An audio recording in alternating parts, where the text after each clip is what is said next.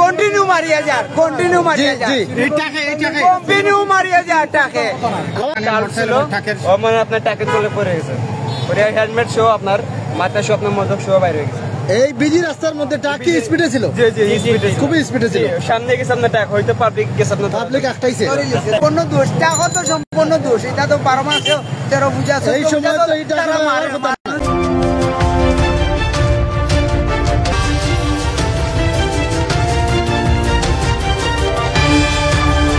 দেখছি হ্যামলেট মাথা আর মজক হ্যামলেট ভাঙিয়ে মজক শিখে গেছে কুস্তু সারা রোড দিয়ে হ্যামলেটে কাজ হয়েছে না হ্যামলেট ভাঙিয়ে পুরো মজক বাড়িয়ে শিখতে পারি ট্রাক আমার মজকের সম্ভব ট্রাক পুরা মজক মানে মাথা থেকে এই কারণে মজক করে জব্দ করেছেন কিনা সেটা ওই ট্রাকটা আমরা জব্দ করেছেন গাড়ি চালক বিস্তারিত জেনে জানাচ্ছি আমি নগরীতে ট্রাক ঢোকার যে সময়সীমা রয়েছে এই ট্রাকটি আসলে নগরীতে কিভাবে প্রবেশ করলো আমি বিস্তারিত জেনে জানাচ্ছি আমি আগে ভিকটিমের পরিচয়টা নিই। দর্শক অফিসার আজহারের যিনি রয়েছেন দায়িত্বে এখানে ওনার কাছ থেকে জানতে চেয়েছিলাম আসলে নগরীতে ট্রাক চলাচলের একটি সময়সীমা রয়েছে আপনারা সকলে জানেন রাত 10টার পর থেকে ট্রাকগুলো সারিবদ্ধভাবে ছাড়া হয় কিন্তু এই ট্রাকটি এই দিনের বেলা কিভাবে এই ব্যস্ততম রোড দিয়ে আসলো তাও আবার তার গতিরোধ করেনি যার ফলে এই মর্মান্তিক দুর্ঘটনাটি ঘটেছে এবং যিনি মোটরসাইকেল আরোহী তার মাথায় কিন্তু নিয়ম অনুযায়ী হেলমেট পরন ছিল এবং তার হেলমেটটির উপর দিয়ে কিন্তু সেই ট্রাকের চাকা যায় যার ফলে হেলমেটটিও যে ছিন্ন বিচ্ছিন্ন হয় তার মাথার মগজ বিচ্ছিন্ন হয়ে যায় এবং এই রাস্তাতেই পড়ে আছে তার মাথার মগজের অবশিষ্ট অংশগুলো এবং এই বিষয়ে আইন শৃঙ্খলা রক্ষাকারী বাহিনীর সদস্যরা আছেন তারা পাবেন এমনটাই কিন্তু জানিয়েছেন আপনারা অনেকেই কিন্তু এই মুহূর্তে দেখছেন আমাদের লাইভটি কোন জায়গা থেকে দেখছেন কোন সময় আমি ছিলাম ওইখানে দেখছি জাস্ট মনে করেন একটা টাচ করে আওয়াজ করছে ওই সময় আমরা এসে বাইরে দেখি ওইখানে মানে স্ক্রিন রয়েছে স্ক্রিনের মধ্যে আমরা সবাই গেছি ট্রাকের দৌড়া মানে ট্রাক ওই দিক কি করে ওই দৌড় মারছে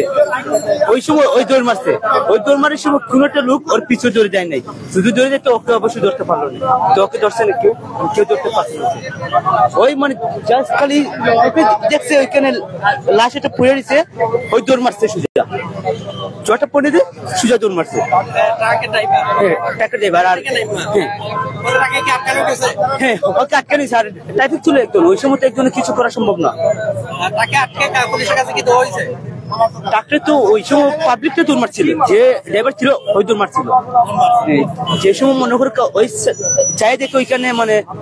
মানুষ একজন চেয়েছে তার মগজ সিটটাই ওই সময় দৌড় মারছে আসলে তাছাড়া আমরা সামনে থেকে দেখানোর একটু নিয়ম রয়েছে লাশ দেখানো নিষেধ ফেসবুক ক্রাইটেরিয়া অনুযায়ী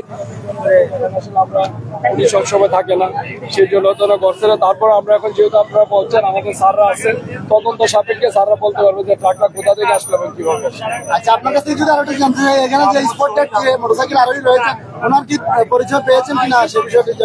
এখন পর্যন্ত পরিচয় পাওয়া যায় না তারপরে এখানে আমাদের ওসি স্যার আসছে সদর থানার ওসি স্যার আসছে গতকাল থানার স্যার হচ্ছে পরবর্তী ব্যবস্থা নিবে।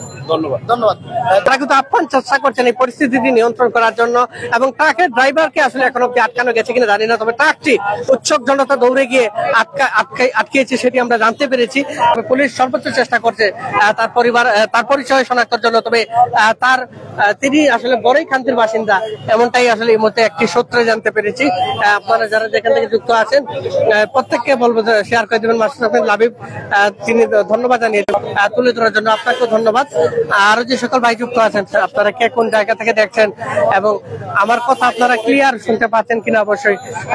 সেটি বিষয়ে আপনাদের প্রতিক্রিয়া জানতে চাইব এবং এই মুহূর্তে আইন শৃঙ্খলা রক্ষাকারী বাহিনীর সদস্যরা লাশটি প্যাকেটিং করছে এবং নিশ্চয়ই এটি পোস্টমর্টম এর জন্য সিলেট ওসমানী মেডিকেলে নিয়ে যাবেন এবং এখানে তারা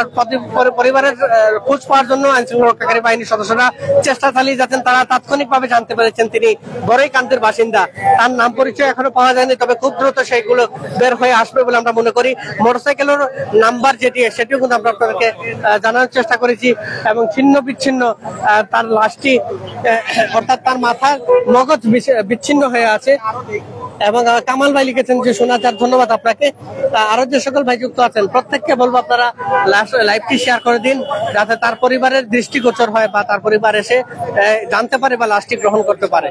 মোটরসাইকেল চালাইছে এই জন্য পাশ থেকে গাড়ি এসে মেরে দিছে আর কি।